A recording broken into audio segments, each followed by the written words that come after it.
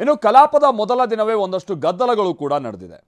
ವಕ್ಫ್ ಸೇರಿದಂತೆ ಹಲವು ವಿಷಯಗಳ ಚರ್ಚೆಗೆ ಬಿಜೆಪಿ ನಾಯಕರು ಪಟ್ಟು ಹಿಡಿದಿದ್ದಾರೆ. ಇದಕ್ಕೆ ಸ್ಪೀಕರ್ ಅವಕಾಶವನ್ನ ಕೊಡಲಿಲ್ಲ. ಈ ಕದನದ ನಡುವೆ ಬೆಲ್ಲದ ಸೇರಿದಂತೆ ಹಲವು ನಾಯಕರುಗಳು ಪಂಚಮಸಾಲಿ ಹೋರಾಟಕ್ಕೆ ತಡೆ ಕೊಟ್ಟಿರುವ ಬಗ್ಗೆ ಆಕ್ಷೇಪವನ್ನ ಎತ್ತಿದ್ದು ಮಾತಿನ ಕದನ ಕೂಡ ಬಹಳ ಜೋರಾಗಿ ನಡೆದಿದೆ.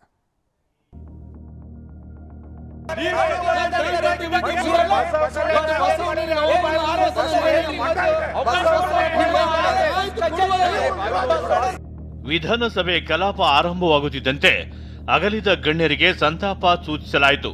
ಸಂತಾಪ ಮುಗಿದಿದ್ದೇ ತಡ ಪೀಠ ನವೀಕರಣದ ಬಗ್ಗೆ ಸದನಕ್ಕೆ ಸ್ಪೀಕರ್ ಖಾದರ್ ಮಾಹಿತಿ ನೀಡಿದರು. ಹಾಗೆ ಅನುಭವ ಮಂಟಪ ತೈಲಚಿತ್ರ ಅನಾವರಣದ ಬಗ್ಗೆ ಮಾತು ಮುಂದುವರಿಸಿದರು. ಈ ವೇಳೆ ಧ್ವನಿ ಎತ್ತಿದ ಬಿಜೆಪಿ ನಾಯಕರು ವಕ್ಫ್ ಆಸ್ತಿ ಬಗ್ಗೆ ಚರ್ಚೆಗೆ ಅವಕಾಶ ಕೊಡುವಂತೆ ಪಟ್ಟು ಹಿಡಿದರು. ಇದಕ್ಕೆ ಕಾಂಗ್ರೆಸ್ನವರು ಕೆರಳಿ ಕೆಂಡವಾದರು. ಅವಕಾಶ ಮಾಡಿಕೊಡುವ ವಿರೋಧಿಗಳು ಬಸವಾದಿ ಶರಣ ವಿಚಾರಧಾರೆ ವಿರೋಧಿಗಳು ಇವರಿಗೆ ಬಸವಣ್ಣನ ಬಗ್ಗೆ ಮಾತಾಡಲಿಕ್ಕೆ ನೈತಿಕ ಹಕ್ಕಿಲ್ಲ. ನಾಚಿಕೆ ಬರಬೇಕು ಇವರಿಗೆ. ಬಸವಣ್ಣನ ಬಗ್ಗೆ ಮಾತಾಡ್ತಾರೆ ಅವರು.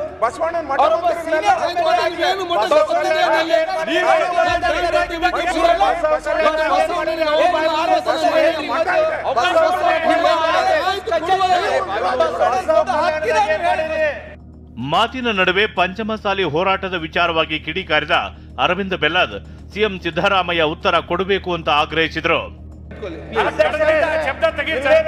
ಸಂವಿಧಾನದ ಪ್ರಕಾರ ಆಡಳಿತ ನಡೆದಿತ್ತು, ತುಘಲಕ್ ಆಡಳಿತ ನಡೆದಿತ್ತು.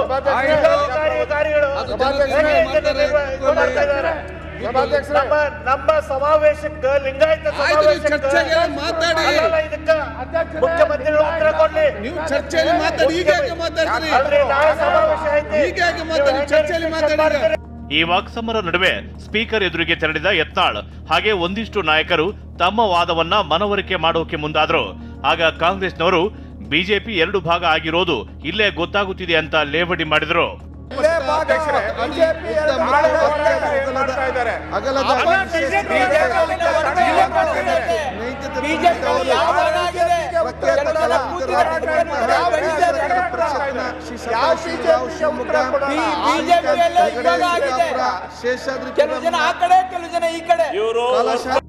ಮಾತಿನ ನಡುವೆ ಎಂಟ್ರಿ ಕೊಟ್ಟ ಅಶೋಕ್ ನಾಳೆ ಪಂಚಮಸಾಲಿ ಹೋರಾಟಕ್ಕೆ ಯಾಕೆ ತಡೆ ಕೊಟ್ಟಿದ್ದೀರಾ ಅಂತ ಗರಂ ಆಗಿಯೇ ಪ್ರಶ್ನಿಸಿದ್ರು.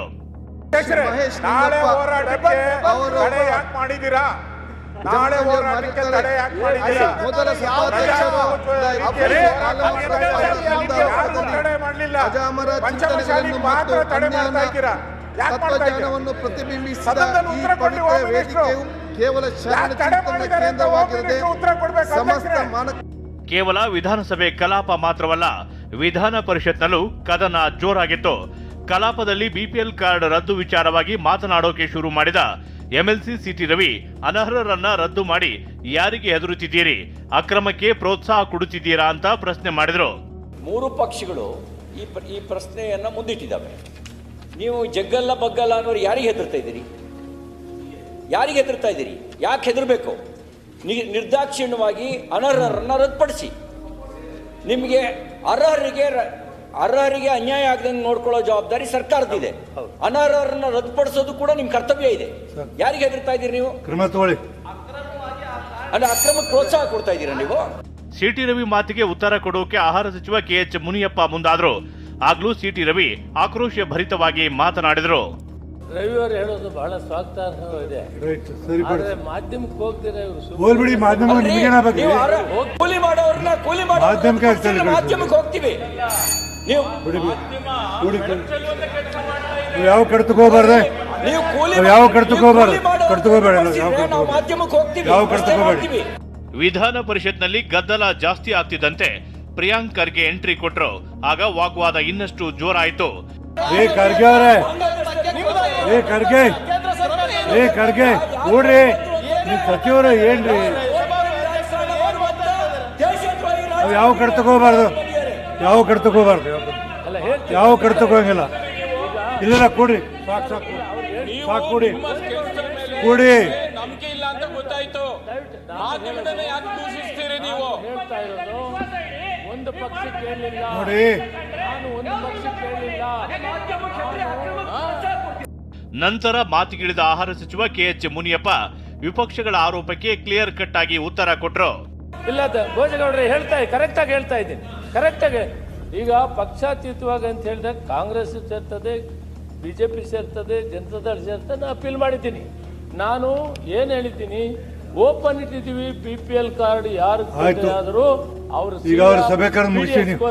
ಅವ್ರು ಸಿಗ್ತದೆ. APL ಕಾರ್ಡ್ ಜಾಸ್ತಿ ಇದೆ, ಅದನ್ನು ತಡೆಯೋದಕ್ಕೆ ಪ್ರಯತ್ನ ಮಾಡಿದ್ದೀನಿ. ಅದಕ್ಕೆ ನಿಮ್ ಸಹಕಾರ